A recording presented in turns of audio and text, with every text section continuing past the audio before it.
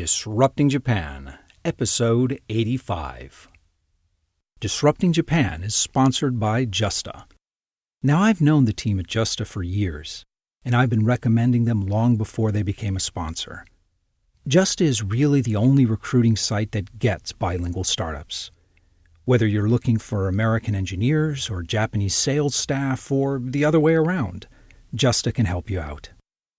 Unlike recruiting companies, they are priced to be very startup-friendly, and unlike job boards, they're an active part of the startup community here, and they're trusted by some of the best talent Japan has to offer.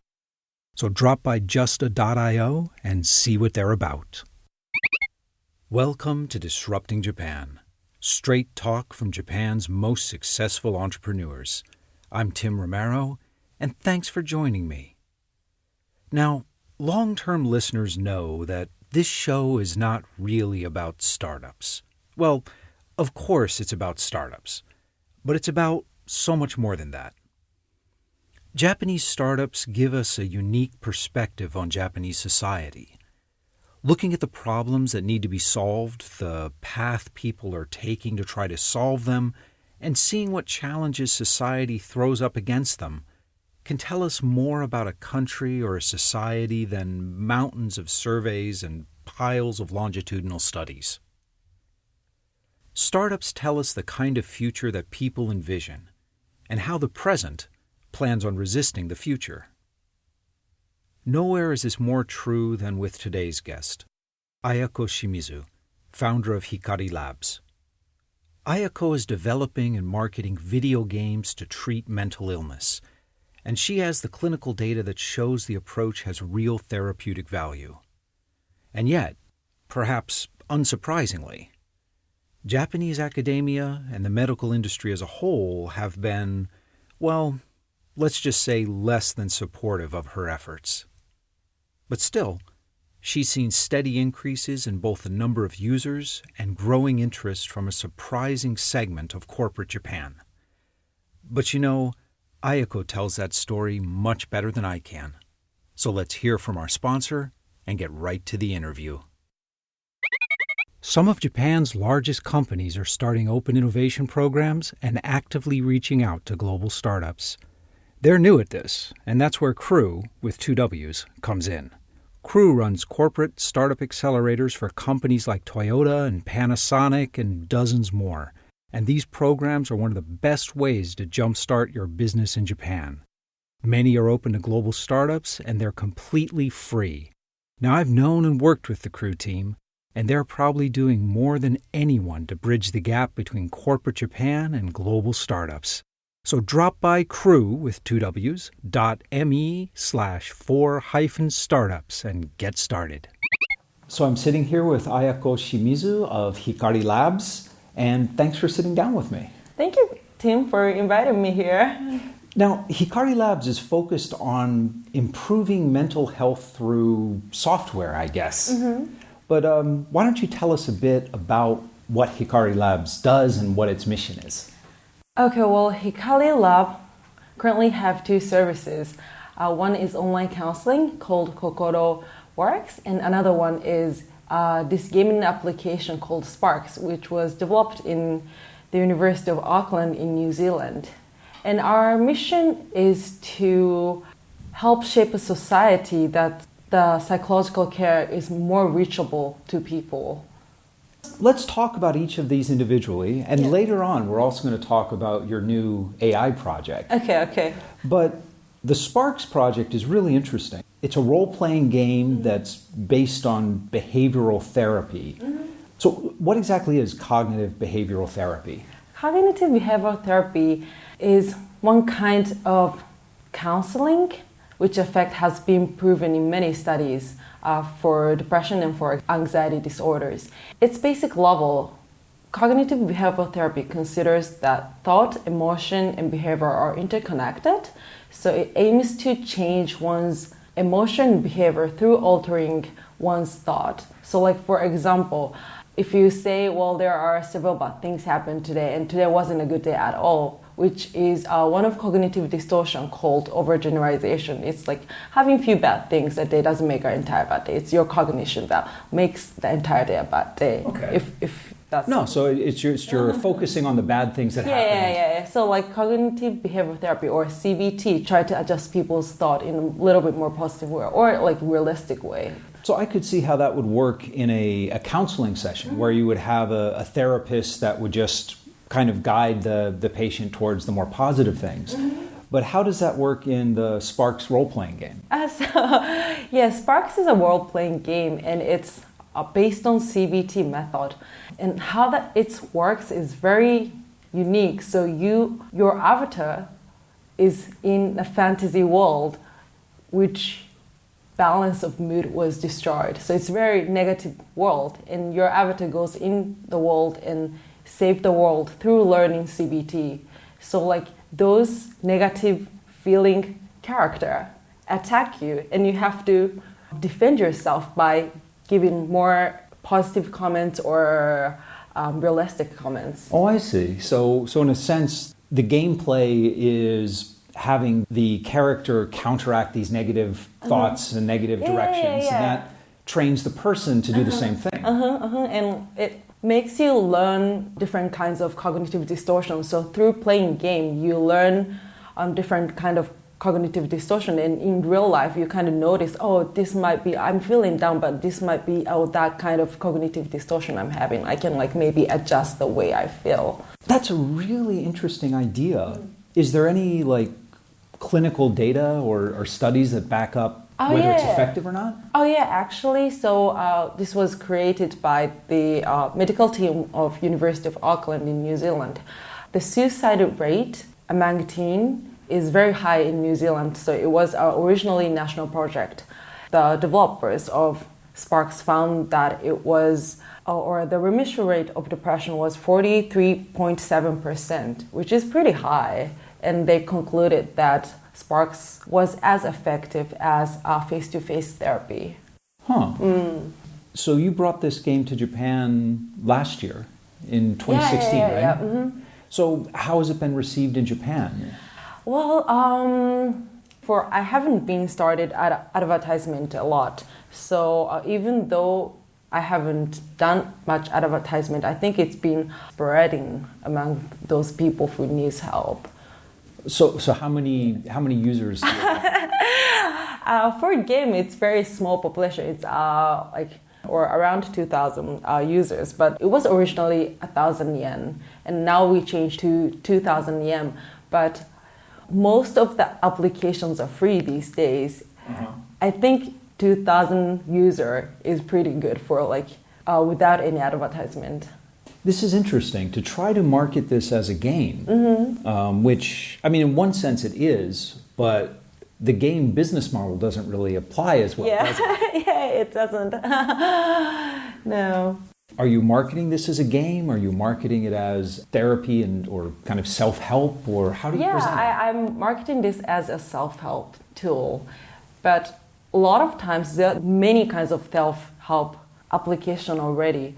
But then those applications seems too serious for some people. So by saying this is a self-help but still a role-playing game, then those people who are a little bit still hesitated to reach some carers, they're more open to use. So So who are you targeting with the game? Is it teens? Is it young adults? Is it the whole spectrum of everyone that plays games?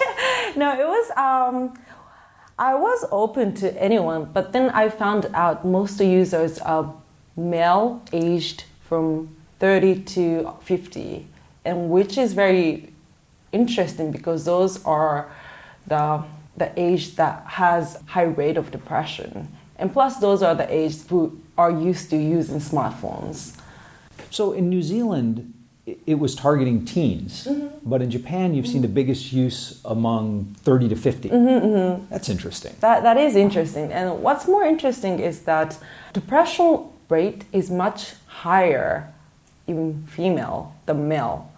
But at the same time, the suicide rate in Japan, the male rate of suicide is twice as female. So which means is that a lot of male who have depression doesn't seek any cares but decide to suicide. So what I see is, since it's a game and it seems more lighter than all the other treatment, I think a lot of male are more open to use it, if that makes sense. I think that does make sense. A little later on, I want to talk about kind of the social stigma about depression in Japan. But why is it that women in Japan have a higher rate of depression, but the suicide rate is higher among men? Do women seek out help more often? Yeah, they do. They are more talkative. So that's what researchers say. Women are more open to talk about their problems, but male are not. Even though male have a lot of friends, they don't talk about themselves that much. So. Okay. That's pretty universal? Yeah, it is. It is a very universal thing. Okay. Do you think the reason there's so many more men that are playing this game is because they need it more, or are just men more attracted to RPGs than women are? Maybe both, but I think a male user needed help, but they couldn't find anywhere to go. And they found this application which they can do by themselves without notice by other people, like friends or family. Like they can just do it by themselves anytime. Right. So these kind of products are always interesting to me because it's a game, but you can't market it as a game. Yeah. Because it can't compete against other games that are just offering fun and that kind of psychological button pushing. So how do you market this? Do you market it through game channels like the App Store, or do you market it in conjunction with therapists and mental health groups? How do you reach people? We sell at App Store, but how we market is through SNS and through those experts of mental health care. Yeah, for SNS, for example, I tweet mental health care advice, or I tweet what's the typical symptom of depression or anxiety disorder, and those people who are interested in those things are following me. And yeah, I'm doing advertisement in a Twitter too, and there are a lot of, or like several people who is interested in my products, so they are also helping me to advertisement. Okay. And what's been the reaction of the mental health community in Japan? I know that the medical community in Japan tends to be very conservative. It is very conservative, so that's it's been tough for me. So psychiatrists and counselors, what do they think of the game? Well, psychiatrists or counselor around me are very willing to help me.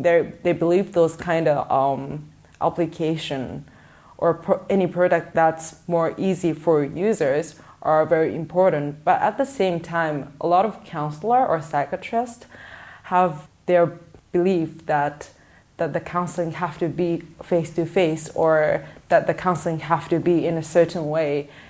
So still a lot of skepticism about whether this will work or not, or whether it's appropriate, or what's the hesitation?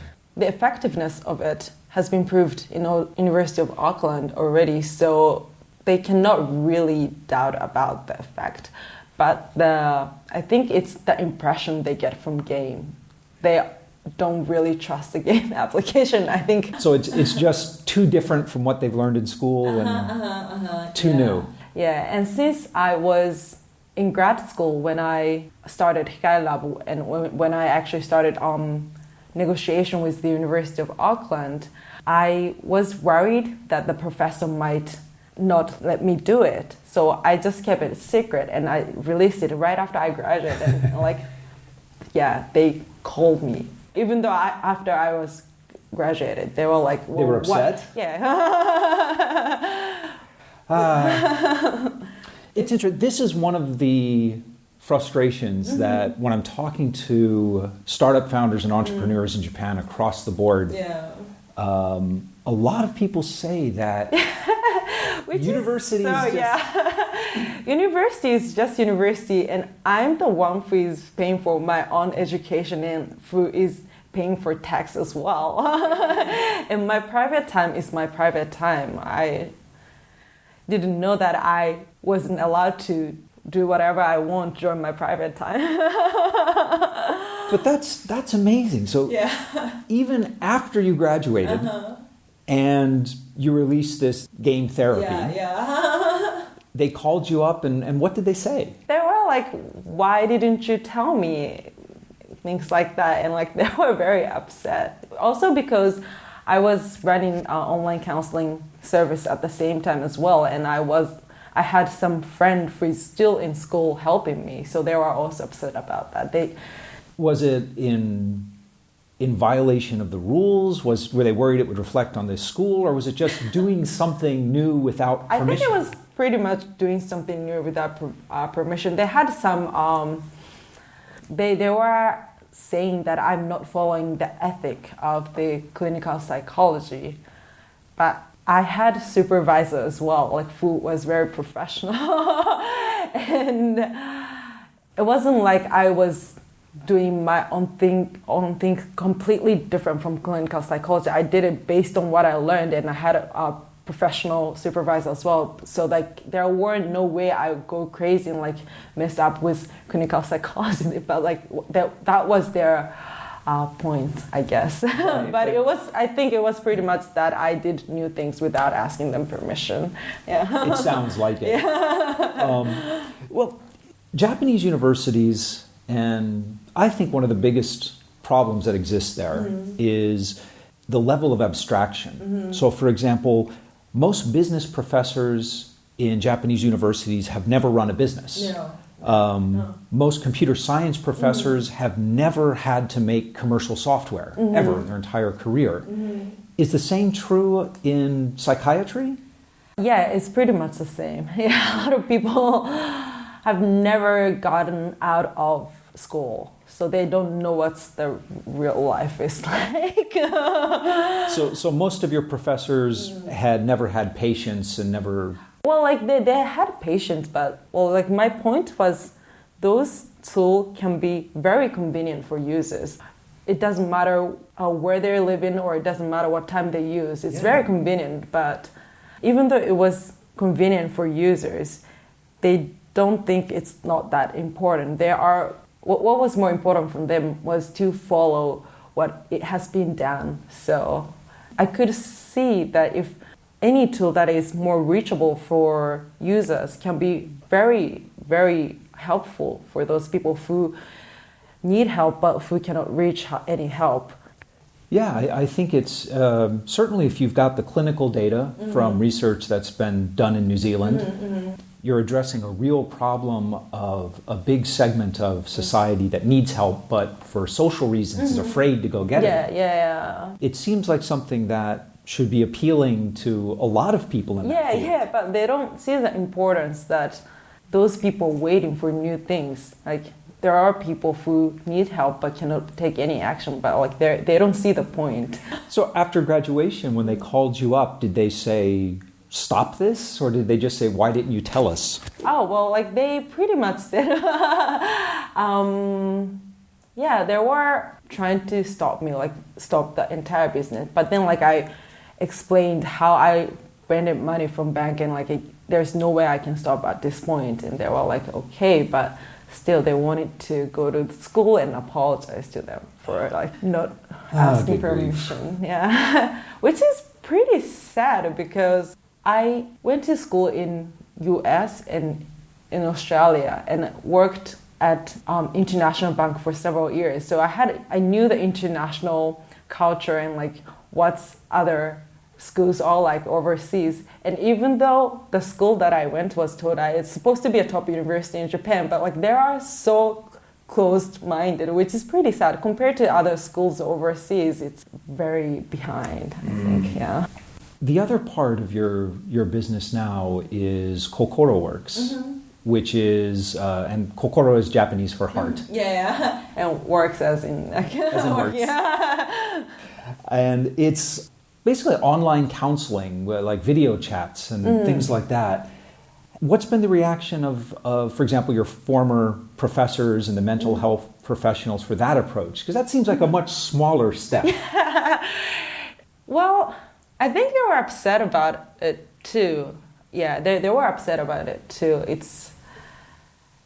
Even though those video counseling has been spreading in Japan, right. It's been around for 2 to 3 years, and they knew about it, but they were still not okay with it because I was the one who was running the business, and I'm not as trained as I should be as a clinical counselor. That's what they thought, even though I had a supervisor to monitor me.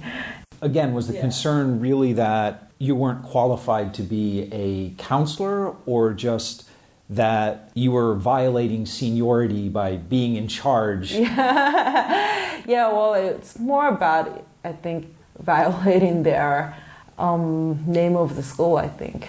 Yeah.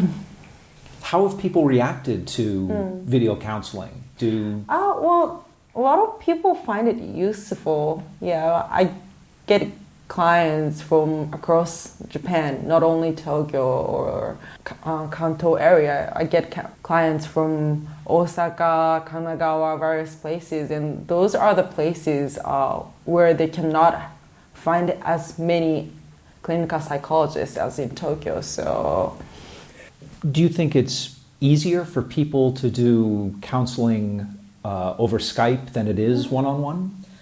Well, it depends. There are difficulties doing video online counseling. I cannot see the precise or like very detailed change in facial expression or like change in the color of face. But still, those are the people who could not find good counselor in that region. So it's not as same as face-to-face counseling, but I think it's still better than doing nothing. It certainly makes sense that you'd want to do counseling face-to-face. I mean, that's why we're doing this interview face-to-face instead of over Skype. Well, let's talk about kind of the state of mental health care in Japan. So is this kind of counseling, whether it's in person or over Skype, is that covered by health insurance here? If the psychiatrists follow this very specific manual of cognitive behavioral therapy, then it will be covered by insurance. But there are very few psychiatrists who are trained to do CBT in that method. So not many people can do therapy by insurance. Okay, so the insurance limits it to a really specific... So if therapy is not covered under the health insurance, how do most Japanese deal with depression? How do they seek treatment? They don't. And I think that's the problem. Only 1 in 4 people seek for medical care. And those other 75% people do nothing. And they got worse. Then like after finally the situation got really worse, like they cannot go to work or they cannot go to school or like friends or family is also affected. Like they wait until that point, and by the time they come to counseling or see psychiatrists, it's like the situation is very severe. And do you think it's because of the social stigma attached to it, or is it because of, well, treatment is expensive and it's not covered by insurance? It can be both ways, but there are certain kinds of counseling that's very cheap as well. There are free phone counseling offered by government and NPO as well. So I think it's rather social stigma that they're afraid of. If that's the case, I mean, it certainly makes sense that tools like Sparks and your new AI project, which we'll talk about in a minute, would address that. But actually, before we talk about the new AI chatbot, let's talk about you for a minute. Okay. You did your undergraduate work in business and economics. You were working at Barclays and Goldman Sachs. And then you went back to the University of Tokyo and got a master's in clinical psychology. Yeah, well, why? Yeah. It was, well, I worked at Goldman after I graduated thought I just to support myself financially. But yeah, I worked at Barclays and went back to school. It was because I always wanted to study clinical psychology since I was high school, because I don't know why, but I was kind of a person that get asked for advice a lot. So if there is student who stopped coming to school, even though we're not that close friend, those people reach me for like some reason. And I was the one to listen to like what happened and things. So I was always interested in studying clinical psychology, and also I studied abroad in Australia and in US, and I found that counseling is more, well, I guess there are stigma still, but it was more reachable in those countries. I think it was more common to use compared to Japan. So I wonder why Japan is like this. Like, right. Yeah, a lot of people are hesitant to use medical care or counseling. It sounds like this was something you've always wanted to do. Mm-hmm. So what was the reason for kind of the detour into economics and investment banking? Yeah, so I wanted to study psychology in undergrad, but then I also wanted to study in international environment. Back then I just chose international environment, and in that department that I went had all the courses in English, but they didn't have psychology course. So I was like, I was going to take psychological course as a just a visitor, but then like they didn't allow me to do that. So I went to Chicago as an exchange student, and I did psychology for 1 year, thinking back, and I was still like passionate about studying psychology. But like since I did business in Japan, I was like, okay, well, maybe it's my last chance to be in business in the finance industry and learn stuff. So I just went to Germany pretty much to go to grad school. Okay. What did your friends and family think of your choice not only to leave investment banking and do psychology and then leave that to focus on this kind of startup? It seems like you're getting more and more risky. That's with so every true. step. That's so true. Yeah, I totally agree. And yeah, they were very surprised, and I think they worried about me more than I worried about myself. A lot of Japanese founders tell me the same thing. Yeah. that of course their family wants the best for them, and they're worried. And was that kind of the same attitude your parents had? They did, but they were very supportive at the same time. They were like, my family members had psychological disorder as well, so like they knew the importance of it. So they've been very supportive. Okay, so they could see you were doing a good thing and something that could be very important. Yeah, but at the same time, they're also very worried too. Yeah. Right. Well, it's hard to make money as a startup. Yeah.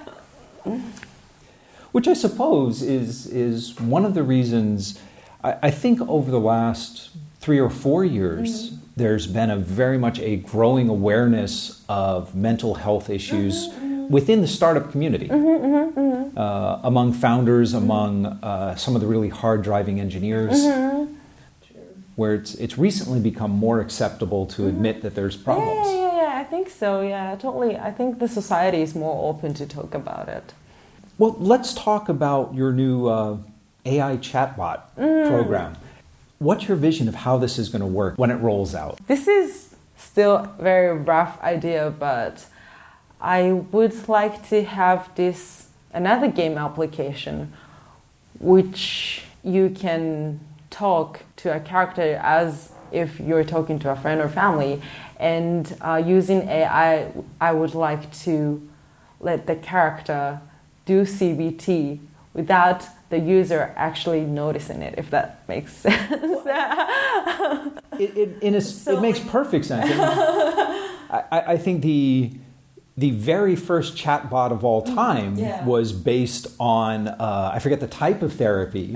Oh, really? Well, that I didn't know. Yeah, Eliza. in the 60s. Oh, I didn't know that. Yeah, I think it was written in the 1960s, and it emulated a particular type of psychotherapy where the computer would mirror the questions back to the user. I think it's fascinating that chatbots are still being used in that. I see. Oh, I didn't know that. So within cognitive behavioral therapy, are the rules clear enough and simple enough that you think AI could be trained to do it as well as a person? Yeah, well, there are certain kinds of phrase or way of saying for each cognitive distortion. If that, like, for cognitive distortion called overgeneralization, you would say things like, "Oh, I'm always this," or like, "I'm always having bad day," or like, like there are certain way people use for each type of cognitive distortion. So I think it's not that difficult to identify which cognitive distortion that user have. So I would like to make the AI identify or define those cognitive distortion and let it suggest different idea or suggest different way of thinking to users. And I would like to do it not as user talking to a therapist. It's more like user talking to a friend, and the character would do it without actually noticed by user that they're doing CBT. So it wouldn't be obvious. No. So it'd be it will more be like more like a conversation. Yeah, like talking to a cute, unique character like Hello Kitty or Doraemon, and like report your day, and like they'll be your friend and they just talk you back. And what do you see as the business model for this? Is this something, so chatbots are wonderful in that they scale up infinitely well. So is this something that you plan on giving away for free, or that you try to integrate with other products, or what do you want to do with it? Right now what I'm thinking is to charge user monthly, but in the long term I'd like to, I would like to make several different products, and at certain point I'd like to make the application as a medical device so that doctors can prescribe it, and users don't have to pay that much. That sounds like a real challenge if the mental health community here in Japan is not supportive of like RPGs and videos. What have they been saying about things like these chatbots, or have you been kind of keeping this secret from them? I think they would be very hesitant to use it for a few years from now. But the thing is, there are several companies that starting to make application that can be covered by insurance. So once those applications are more spread and become more usual to use, then I think a prescribing gaming application shouldn't be that hard, like after those applications are spread. What would you think about B2B applications where you could have a business, particularly like an engineering firm, where their employees could use it anonymously with like no records? That also works too. Yeah, I've been doing sales for big companies too. Having a good reaction from them, because it's very hard for a company as well if one of employee have depression. It costs them a lot. Right. The team atmosphere gets really bad. So they are having problem with it too. So what is the attitude among corporate Japan about mental health issues? Is that something they're trying to address? Yeah, they've been trying really hard to improve the situation, and they've been using several services and several different kinds of products. But it's usually the product that they provide after those workers get depression. Right. So currently there aren't much things done for prevention, and I'm telling them that can be prevention because it teaches how you should be thinking and like different kind of cognitive distortion and like how to reduce stress. So like if you do it in advance, then there are less chance of getting depression. The appeal seems really clear on the business side, particularly for like a chatbot where for the business owner, they can get the benefit of having a more motivated workforce. And from the individuals, I mean, if it's done right, the business owners don't know which employees are using the chatbot. They don't know what they're telling them. And it seems like everyone would benefit, and a lot of companies be willing to pay for that. Yeah. And plus, research shows that if you have depression, then their productivity level decreased by 11%. And as I said, 75% of people who have depression doesn't seek medical treatment, which means a lot of people just continue working with low level of productivity. So I think that describes a lot of the Japanese workforce. So if it can be prevented in advance, then those owner of the business knows the problem. They knows a lot of people have depression or like depressed a little bit, and that even though they can do better, like they are not being able to do their best because of the depression. Like a lot of owners see it as a problem, and they have been noticing it. So they have been very interested in my products. I bet, and this would be very interesting to see business take the lead on this, where the mental health community is so conservative and so protective of their own territory that the business side is the one looking for the results. So there are a huge gap of service receiver and service provider, because the service provider are so conservative and they don't change the way. So and I think that's why a lot of startups started to doing healthcare or mental care business, because they started to realize those gaps. Well, listen, before we wrap up, I want to ask you what I call my magic wand question. And that is, if I gave you a magic wand and I told you that you could change one thing about Japan, anything at all. Anything. So the education system, the way people think about risk, the way people think about mental health treatments, anything at all to make it better for startups and innovation here in Japan. For startups and innovation. Yeah. What would you change? I would say the education. I don't think many schools offers good entrepreneurship course. And since not many entrepreneur has enough information for startup, I've seen a lot of startups having issues with investors or I'm trying to say, like, what's happening right now in Japan is that since a lot of entrepreneurs are not that educated to negotiate with investors, a lot of angel investors take too much portion of shares. But since they don't know what's global standard, and since the entrepreneurs are very suffering to get money, they would just agree with the offer. And like later on, they notice, well, like this is too much portion, like they're taking too much. So you would increase the education of kind of the mechanics of how to run a business and how to start and what's appropriate? Plus, if being entrepreneur becomes more common through those courses, other department like normal education department like where I was will be more open to have student running business. So I could see that, but for example, I'm imagining even if Todai has courses in entrepreneurship, right? They do. But the thing is, your faculty probably would not have been too happy with you taking those courses. Yeah, that's so true too. Yeah, I hope that having student entrepreneur will be more common in Japanese universities. Yeah. So the University of Tokyo, Todai, has got, it's actually one of the better entrepreneurship programs in Japanese universities now.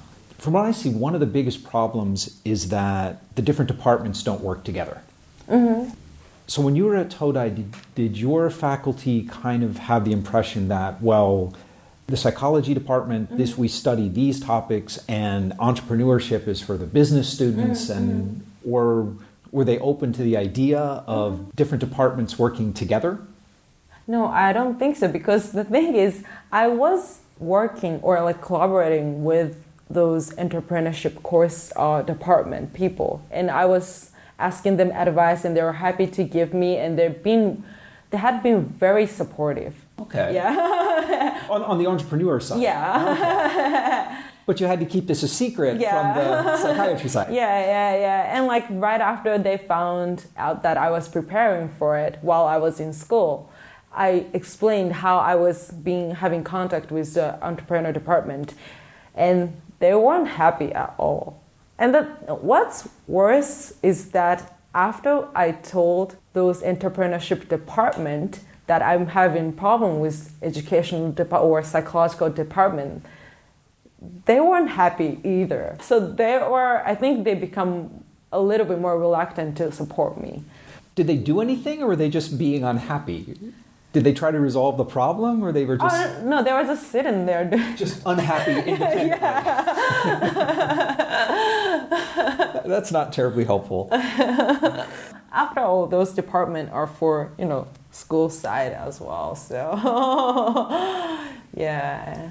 Well, I think it would be one of the most important things that I think universities can do, in addition to generally providing information and instruction about entrepreneurship, is kind of opening up the silos, letting computer scientists work with people studying medicine, and designers work with people studying civil engineering, and that kind of cross-pollination, right?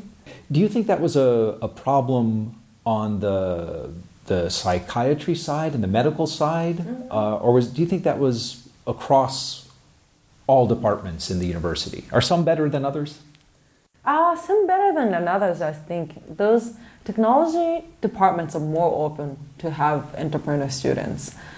Maybe as we see more and more medical technology startups and more startups like yours, the medical school and the psychiatry departments will open up and be a little more tolerant and supportive of people trying this. Yeah. I hope so. Yeah. I hope so too. Hey, listen, thank you so much for sitting down with me. Oh, thank you so much for having me. And we're back. Ayako's experience with her university professors is a perfect microcosm of why it can still be so hard to introduce meaningful innovation in Japan. At Tokyo University, Ayako had to hide her efforts from the very professors who in most Western universities would be the most encouraging and most anxious to help her. Hikari Labs was not violating legal or ethical rules. They were not putting patients at any kind of risk. They were guilty only of doing something new, basically innovating without permission. Even though this innovation is happening after she graduated, and even though it's providing positive results for more people at a lower cost, her professors tried to shut her down, and then demanded an apology because doing something new might somehow reflect poorly on her alma mater. I have to admit that this guaranteed safety and correctness of the existing hierarchy in Japan drives me a bit crazy at times, and it's one of the strongest forces holding back innovation here. Of course, Ayako, and those like her, are not letting themselves be held back. While academia might not see the merit in solving actual problems, it's good to see that Japanese business does. Even though mental health issues still carry a stigma in Japan, Japanese companies understand that it's hurting their bottom line in a very measurable way, and they're willing to invest in innovative products that might help them improve things. Add to that the government's recent focus on pushing companies to provide a better work-life balance for their workers, and it means that more attention will be paid to mental health issues in the coming years, and there should be an expanding market for Hikari Labs' mental health games. It's rare to find a startup that provides such an obvious win-win for all parties involved. If you've got a story about mental health or maintaining a work-life balance, we'd love to hear from you. So come by disruptingjapan.com/show083 and tell us about it. And when you come by the site, you'll see all the links and notes that Ayako and I talked about and much, much more in the resources section of the post. And most of all, thanks for listening. And thank you for letting people interested in Japanese startups know about the show. I'm Tim Romero, and thanks for listening to Disrupting Japan. Disrupting Japan is a proud member of the Japan Podcast Network. It's a community of some of the best audio content about Japan. So if you're looking for other high-quality podcasts about Japan, check out the other shows in the Japan Podcast Network.